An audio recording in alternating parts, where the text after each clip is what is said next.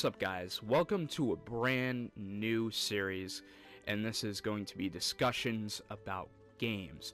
But today's discussion is going to be about Monster Hunter in general. Now, we are going to be discussing about Monster Hunter World's little escapades right now. What I mean by escapades, I mean what they are doing. And so, firstly, I want to basically say that, a little background about Monster Hunter. Monster Hunter was produced in the early 2000s, obviously before Dark Souls, so don't make that comparison that it's like Dark Souls. In a way, yes, it kind of is, but fuck off about that. That's kind of annoying. I don't know why they keep referencing it. Yeah, it's like Dark Souls. It's got that Dark Souls type feel. No, fuck off. But because I hear that a lot, but some people just use it in a trolling manner. But yeah, but it was on the PlayStation. That's where it first started off, and the first game, its flagship, was the Rathalos. A little trivia about that. And the second game, I've personally never played the second one because it's so mystical. I mean, I think it was a Japanese import one, but what I do know is that the flagship monster of the second one was the Kushala Daora, and Monster Hunter Tri, which has one of my favorite flagships, which is the Legaia Cruise. I don't know if I said that right, but it is a Leviathan monster, and I really do like that one. I wish they could do something with these Leviathan type monsters. I wish they could utilize and put them back in the game, if not introduce new ones. And in Monster Hunter 4, they had what was the other one? Oh, they had Gore Magala, which Gore Magala was a menacing fight. The funny thing about that, I beat him pretty easily, but some people struggled with him in battles and stuff. Now, I skipped a few, I'm sorry about that. Monster Hunter Freedom. I forgot what the flagship of Freedom is, so I might edit this video and, put it in text and pop it over my guy's head or something. But I do know that the flagship of Freedom 2, which was the Tigrex, that I do know. Tigrex is another one of my favorite and beloved flagship monsters. And Freedom Unite, I feel like was the most hyped flagship, and that was the notorious Nargacuga. And Nargacuga appealed very well in the Japanese community when Monster Hunter was still bustling, and it still is till this day, because not only that they have this mainstream franchise, they also have the Monster Hunter Online. I don't want to include Frontier, or I think it's Frontier Z right now, because that is a spin-off, and I believe a different portion of Capcom, or a different branch, owns that game. Because it's kind of a little hectic with, Frontier, because they have a paid subscription. And as nasty as it sounds, it kind of makes sense, because they do offer a lot of good content. But the problem is, it's region locked. And even though you can play the Taiwan version, the people in that community are very friendly. You're still going to pay a subscription, but it's going to be less in price, which is shocking. You'd think the how would I put this? The main Japanese servers would be more, inviting to play the game, but technically you have to use a VPN to play Frontier on the Japanese servers. But if you play the Taiwan servers for Frontier, you don't need a VPN, you're paying less, and they will not kick you for speaking English. They will not ban you, because that is a thing I feared when I played Frontier, and I was playing on the Japanese server, but I did not put a subscription in, thank God, because I wouldn't want to, I didn't want to go through that struggle of maybe slipping a word of English and then they'd ban me. So I was afraid of that. Now, all that aside, the main Capcom has Monster Hunter Online, which is on the PC, and it doesn't need a VPN. It's a little confusing to get through to make your account and stuff, but it's all free. No subscription. Beautiful graphics. Very beautiful graphics. And I played that quite a lot. It's a lot less confusing than Frontier. Frontier was confusing for me, not because of the writing in it and the story. It was just, I felt like the not the leveling system, but the monster like balance was a little off in Frontier. That's how I felt. They were definitely more difficult. I'd say hands down, Frontier is a tough Monster Hunter game. It's probably the toughest, and it holds one of the toughest monsters. So, but after Frontier and Online were released, I'm probably skipping around the timeline a bit.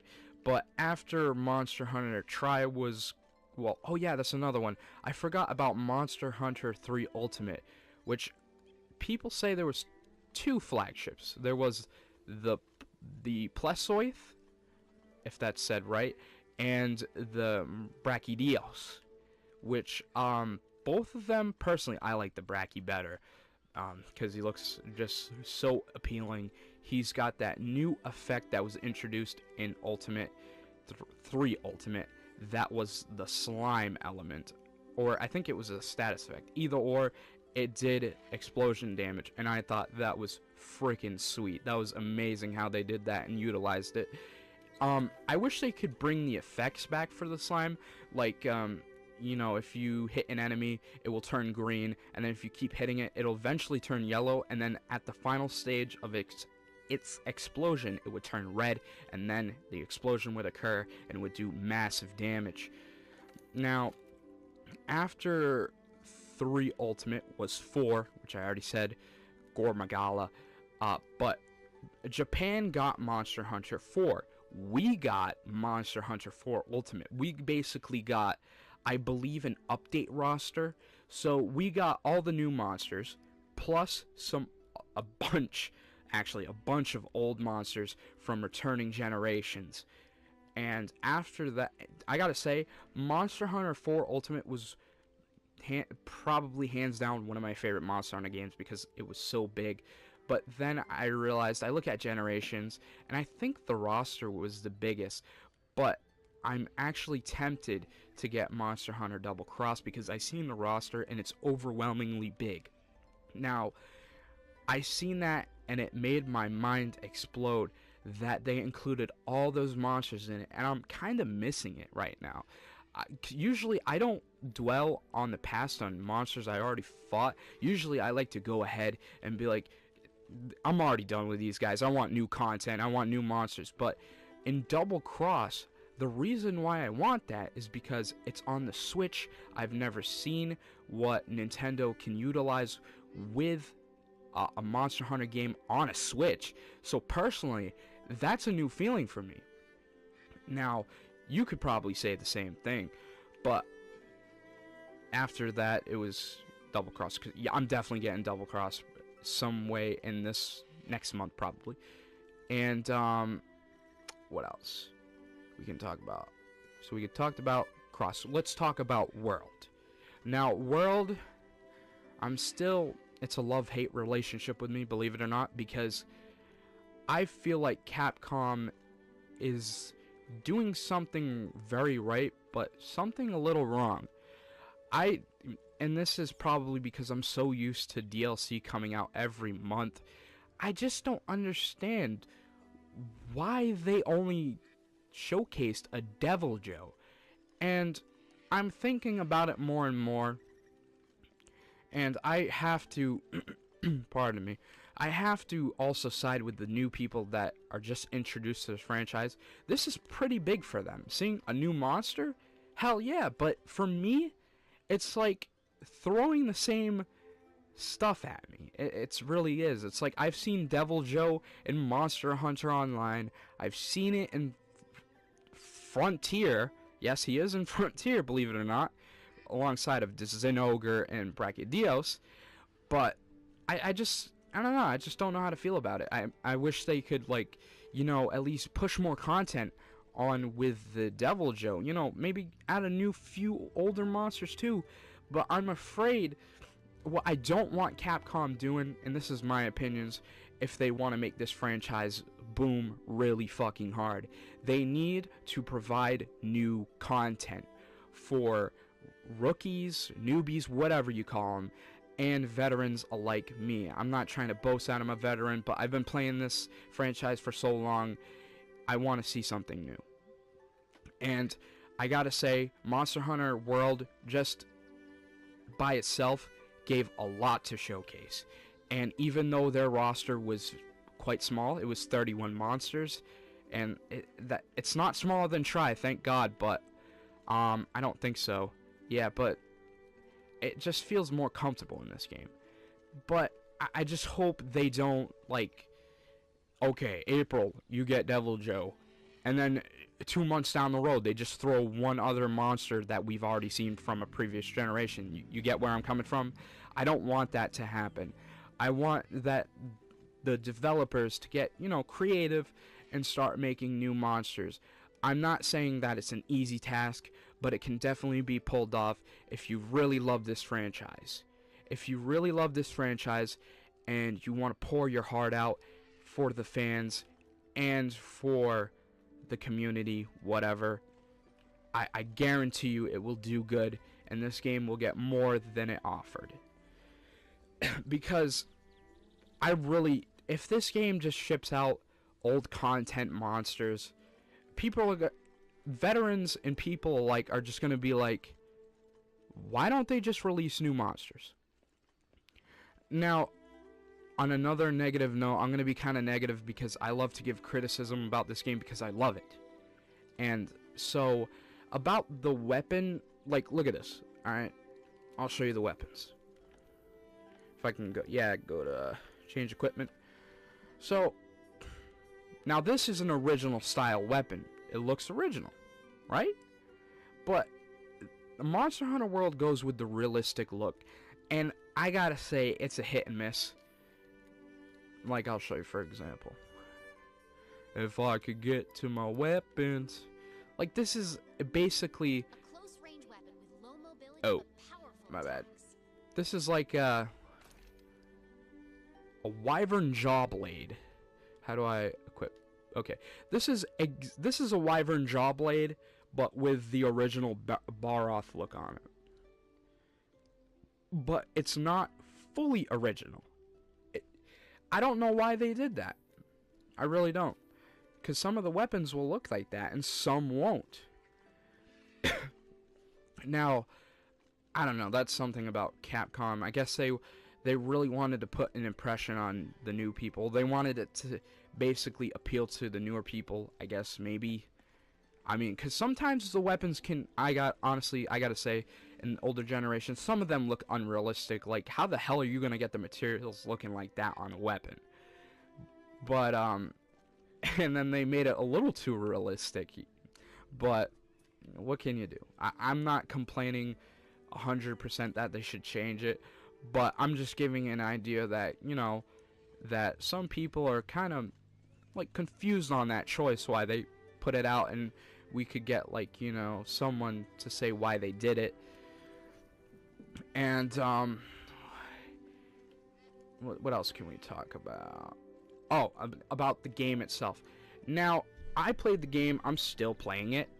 I can still put in 200 plus hours, even though right now, currently, I'm at 100 plus hours.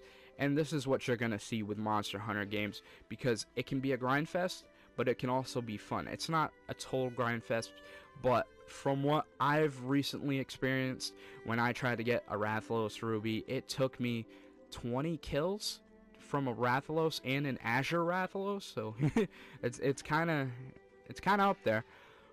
But this game is so much fun. I play it every day when I get home from work. This is what I look forward to. Not Destiny, not Battlefront 2 on Star Wars, none of that. I don't tolerate games that are like fucking locking you behind loot crates and shit. I know it sounds so cliche and we've talked about this before, but I like a game that's genuine and it's very pristine and precise with what they're giving you. They say up front they're not going to give loot crates. I know they do have, microtransactions in the store, but they're totally acceptable because this is the type of shit that you actually see. Not like behind loot boxes where you get weapon upgrades and shit. No, Monster Hunter does not do that, and they will never do that. I hope so. But I don't see Capcom ever doing that for this franchise, anyways. I don't know if they've done it in the past or not, but yeah, because loot crates can be a nasty thing. I know a lot of games that do it, such as CS:GO, and personally, I don't like it, but it's a good marketing strategy how CS:GO does it. But the way Battlefield does it, I don't like it, and especially Destiny 2. I know we're gonna go we're gonna go off track here, but I have to. This is something I wanted to get off my chest. I don't like Bungie anymore because they're filthy fucking mongrels. Let's get this straight. You're telling me when you first put Destiny 2 on the fucking market, when that game was released, that they had the Eververse up on day one, but they couldn't provide good content or freshen up something. It was the same, it was kind of the same story plot. It was rinse and repeat. And then they have the audacity to throw in that fucking Eververse in there on day one. And I know that they do it for a greed purpose because they did not do that in Destiny 1. Because they didn't think of that idea. And when Destiny 1 was already out and time progressed, they added it. But isn't it kind of fishy that they added it in the very first day of Destiny 2? Come on. This is not a good company. Even though they are trying to finesse and facade their bad past, it's not going to fucking work with me. There's no way you can just pull that shit out of your ass. And I've heard people that play Destiny that the DLC content it's a mixed bag. It's either a hit and miss because they don't provide new content of like creation models. Like they have the Vex but in different color patterns and shit. Like no new actual alien life forms or anything. And I think that's just pathetic. It really is. And you're paying a price for it. Now, if it was free, that'd be a little bit different. But I still don't think it would excuse Bungie at where they are right now. So, and plus in Destiny 1, I heard they had, one of the dudes was trying to sue Destiny because they wanted to take his credit of his music and just throw him out the door without him getting anything of pay. So that tells me, I feel like Bungie is just a sleazy scumbag. EA, on the other hand, I hate to say this, but I feel like Bungie is more predictable and worse. But it feels like it's the same thing with EA. It's predictable and it's just as worse. But anyways, back to Monster Hunter. I gotta say, this Monster Hunter World, they do, update this game fairly well, I gotta say. And some people are like, whoa, that tells you how crappy the game is. No, that's how dedicated they are to fixing this fucking game. Doesn't that tell you something? Because I know there's some people that will shit talk this game to fucking oblivion. And I can't believe I'm defending this game because I still I have a hate and love relationship for this game. Not that I'm in a relationship with this game, but I do love my Monster Hunter franchise. Thank you very much. But people will go out of their way and bury this game. And I think that's just sad because I think Monster Hunter World is a perfect example of what you can do with the community and what you can utilize with, and these fucking birds are following me, what you can utilize with the community, and you can stick together and be one. because I feel like people are talking to Capcom. They're giving their voices out, and Capcom is responding back. And I know I've heard about this, that the Xbox servers aren't doing too well. I had a feeling this would happen because I knew I'm not saying that's Capcom's favoring for Sony, but I had this gut feeling that they would provide exclusive content on the Sony PlayStation, because you got to think the Monster Hunter franchise was built on the PlayStation 2 with Sony, so you got to keep that in mind. So that's exactly why I bought it for the PlayStation 4. That's why I bought it. And I want to talk. Let's just have like a general discussion. Let's keep this going. The Palicos, I don't know if you can play as them, but I've seen some camera angles and it made me think that you could play as them. I feel like the AIs are kind of stupid. Like, they just purposely I don't know if it's like what do you call that thing? Like your Palico can be bashful or like nervous or something. There's like aspects. I want to see if I can find it or not. But my Palico loves to trail behind me, and sometimes that can get me hit from monsters, because the monster will actually, it's going for my Palico, but my Palico is in the same line of effect as me, and he'll bulldoze my Palico and also bulldoze me in the process. So let's see Palico status. Oh, no. So they don't have it, but I can, oh wow. This I did not know. You could change the armor pigments. That's cool. Things you know every day. New things anyways. Okay, well, cool. I haven't really upgraded his, excuse the siren. I really haven't upgraded his gear. I could probably do that right now. Hopefully I can get something new for him. I'm not sure. But, I feel like they didn't really need to add the old Elder Dragons in the game. But, in a way, it's a good thing, because let's put it this way. If you're on the... When was the last time a Monster Hunter game was on a Sony PlayStation? Hell, even on an Xbox, on a Microsoft console. Let's just call it the Xbox, because that just sounds fucking weird. I don't think it's ever been on an Xbox, except Frontier. That, I don't understand how that got even on there, but it was. Excuse the siren again. I live right near a fire station, and a police station, and a hospital. I'm sorry, guys. Bear with me. But, what was I talking about?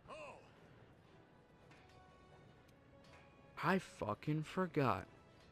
I'll have to put up a text or something up in this. Oh, what I was going to do is, well, I know what I was going to do. I was going to see if my Palico could be upgraded.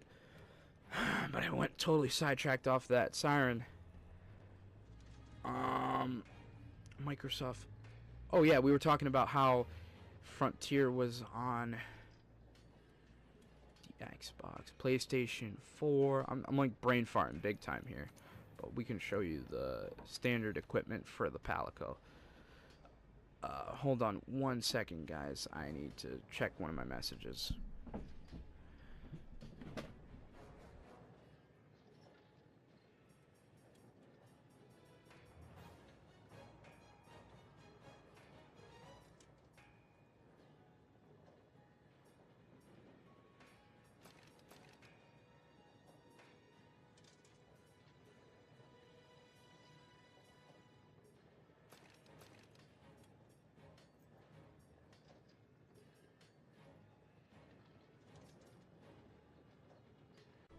So anyways, I was checking that text, but my feline can get either set, Kaiser and all that, but I want to talk about the Palicos, how they progressed over the Monster Hunter. Actually, I don't know.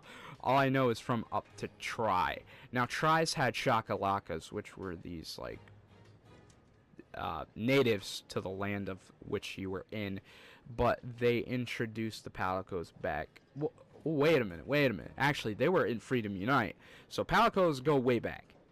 But at one point, Palicos, you could actually play as them and control them, and that was in Generations. But in Monster Hunter 4 Ultimate, you could also have a Palico companion as well. In Frontier, it was a little bit different because they had hawks, and they also had um human bots, which that was actually pretty hilarious. I thought that was fucking amazing. I'm going to make a basil set because it looks freaking cool, honestly, for my Palico. And it's been a long time since I upgraded this buddy.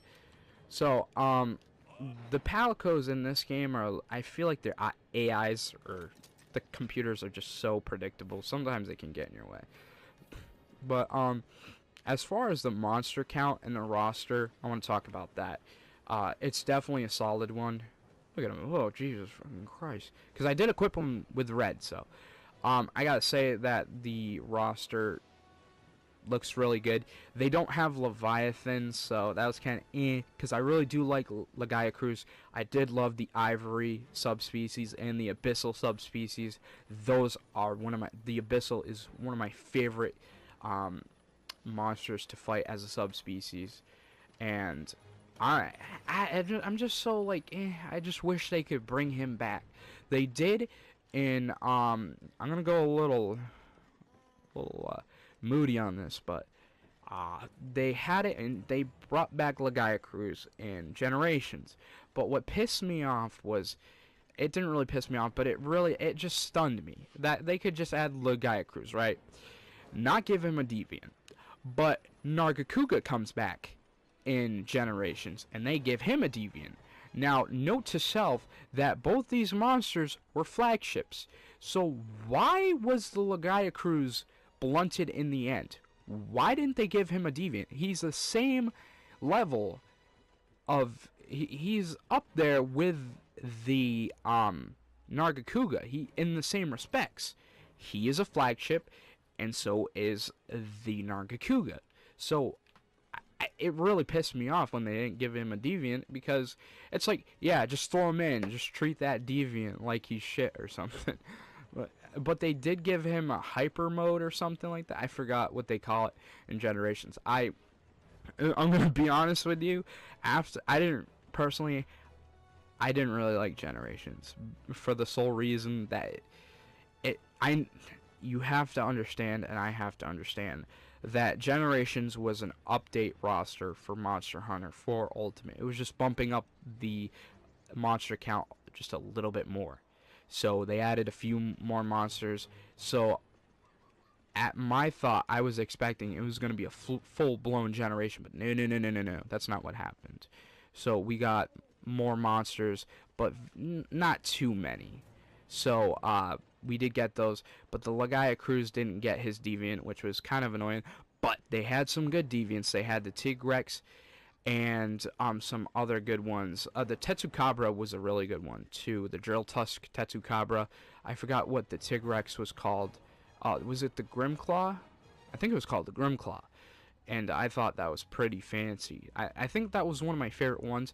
If not, there was the Crystal Beard Uragon, which looked pretty freaking silly. But I looked at his armor, and I kind of stole someone's idea, because he looked like Optimus Prime when he was running. I was like, oh, hell yeah, I want to do that too. So I'd walk around looking like Optimus Prime. And now I think about it, the weapons for the Crystal Beard Uragon looked pretty cool. They were more flashy. They looked kind of weird. Like, I don't want to offend anyone when I say it, but it looked a little too happy, you know. But I just hope that they take Monster Hunter World in the right direction. That's what I'm hoping that they do, is they utilize this game to the full potential. If I was Capcom, what I would do is, I know it's like slave work, but I'd probably pressure my team to come out with content at least once a month or once every other month. But they can't have, I know it sounds silly, but I would not have one fucking monster per month, like new monster. I'd have at least, I'd say, like 3 or definitely not 5, because that's way too much. I think 3 is a little too much too, maybe 2 or something. But yeah, so I just wanted to talk about this discussion and talk about the state of Monster Hunter. So thank you guys for watching. Hopefully, I know I'm going to be doing probably another one next week, so you know, I hope this gets views and people know this is out there. because I want to do more games. I don't know what I'm going to do, though, currently, but I'm going to look into some research and find a good game I can, discuss about. Probably one I'm familiar with. If not, I'll do some research on a game and I'll discuss about it. Or I could discuss about new games coming out. So until next time, guys, I will see you guys later. Peace.